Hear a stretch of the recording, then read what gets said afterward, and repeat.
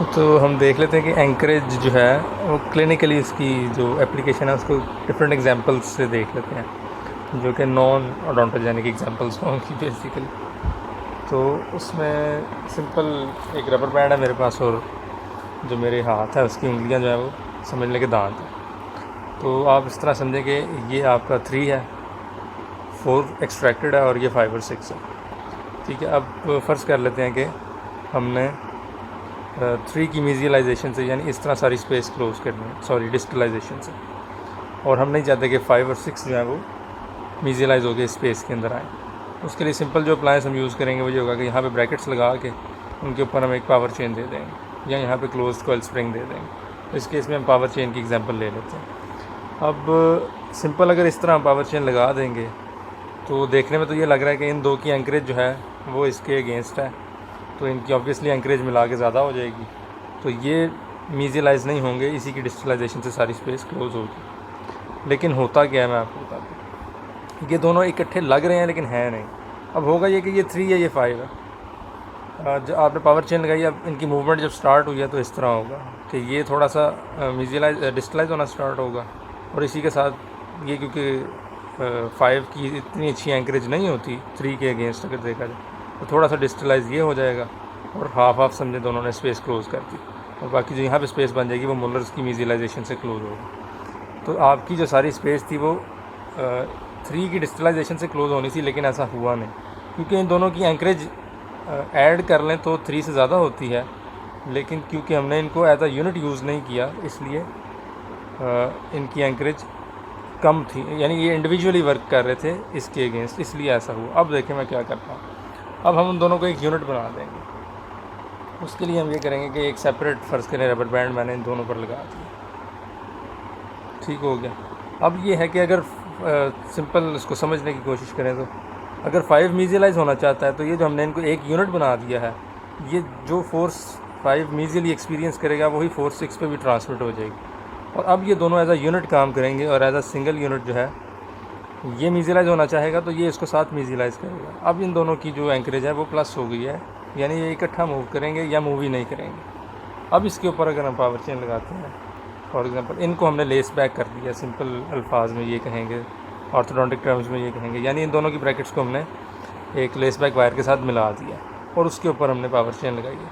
अब जो power chain हमने लगाई है वो जब इसको पुश करेगी तो ऑब्वियसली 3 पे ये डिस्टलाइजेशन की फ़ोर्स लग रही है, और 5 और 6 पे मीजियलाइजेशन की। अब 5 अगर मीजियलाइज होना चाहेगा तो ऑब्वियसली वो साथ फोर्स 6 पे भी लगाएगा, और दोनों की एंकरेज क्योंकि 3 से ज़्यादा होगी तो ये मीजियलाइज नहीं होंगे, और सारी स्पेस इसी की क्लोजर से, इसी की मीजियलाइजेशन से क्लोज होगी।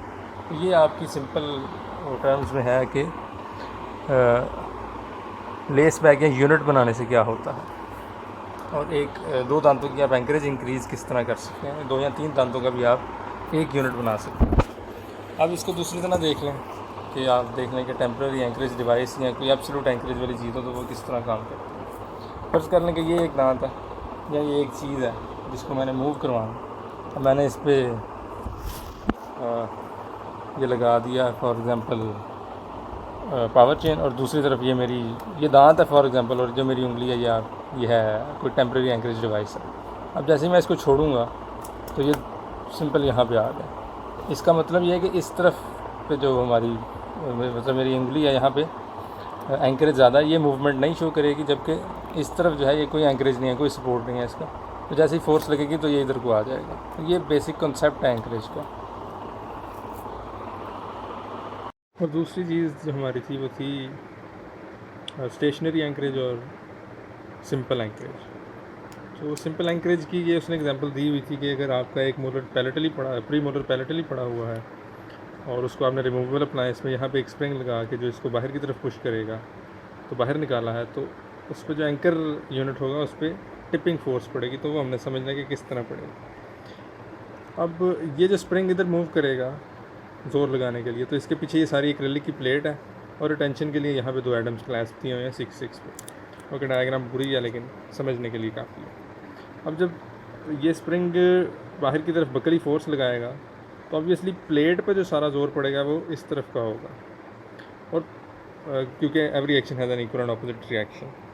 अब जब प्लेट पे सारा जोर इस तरफ का पड़ेगा तो प्लेट ने सारी सपोर्ट ली हुई है एडम्स क्लैस्प से, तो ये सारा जो मतलब ऑपोजिट साइड का जोर है वो इस दांत पे इधर को पड़ेगा और इस दांत पे इधर को पड़ेगा। अब एडम्स क्लैस्प ऑब्वियसली दांत के ऊपर लगे होते हैं और कोई सेंटर ऑफ रेजिस्टेंस से तो पास नहीं कर रहे होते, तो यहाँ पे जो फोर्स इस पे लग रही है इधर को और इस पे लग रही है इधर को, ये उसको टिप करवाएगी क्योंकि उसके बॉडीली क्योंकि उसके सेंटर ऑफ रेजिस्टेंस से पास नहीं कर रहे। और दूसरी एग्जांपल देख लेते हैं स्टेशनरी एंकरेज की। तो बेसिकली यहाँ पे जो ये दांत है, ये जो फोर्स रेजिस्ट कर रहा है वो इसको टिपिंग मूवमेंट मतलब इसकी टिपिंग करवाना चाह रही है, तो ये इसको रेजिस्ट कर रहा है। तो ये आपकी जो एंकरेज है ये सिंपल एंकरेज है। और दूसरा हम यहाँ देख लेते हैं, फ़र्ज़ करें कि ये 6 है, ये 5 है, 4 एक्सट्रैक्टेड है और ये 3 है। अब हमने क्या किया कि इनको ये स्पेस क्लोज़ करने के लिए ये ब्रैकेट्स हो गए, वायर गुजार के ना यहाँ से हमने पावर चेन दे दिया। ठीक हो गया। पावर चेन देने के बाद क्या होगा कि इसको हमने पीछे लेके आना, इनको फ़र्ज़ करें लेस बैक भी किया हुआ हमने, तो ये अगर आपकी ब्रैकेट आना और ये वायर गुजर रही है तो स्टार्ट में आपका दांत थोड़ा सा टिप होगा, उसके बाद ब्रैकेट की थोड़ी सी शेप इस तरह की हो जाएगी और वायर उसमें से इस तरह पास करेगी कि ये वाला पॉइंट इसको टच करेगा, ये वाला इसको टच करेगा, काउंटर टॉर्क प्रोड्यूस होगा और फिर इसकी बॉडीली मूवमेंट स्टार्ट हो जाएगी। और सेम केस होगा, ये इसका बताया मैंने, तो यहाँ पे भी यही होगा कि तो थोड़ा सा इनिशियली वो टिप हो जाएगा इधर को, उसके बाद इस पे जो दोनों पे फोर्स लगेगी वो बॉडीली मूवमेंट करवाना चाहेगी और वो इसको रेजिस्ट करेंगे बॉडीली मूवमेंट को, और ये और सारा जो स्पेस क्लोज करेगा खुद बॉडीली मूव होकर करेगा। तो इन पे जो फोर्स लग रही थी जिसको ये रेजिस्ट कर रहे थे वो बॉडीली मूवमेंट की फोर्स थी, तो इसको आप कहते हैं कि ये स्टेशनरी एंकरेज है।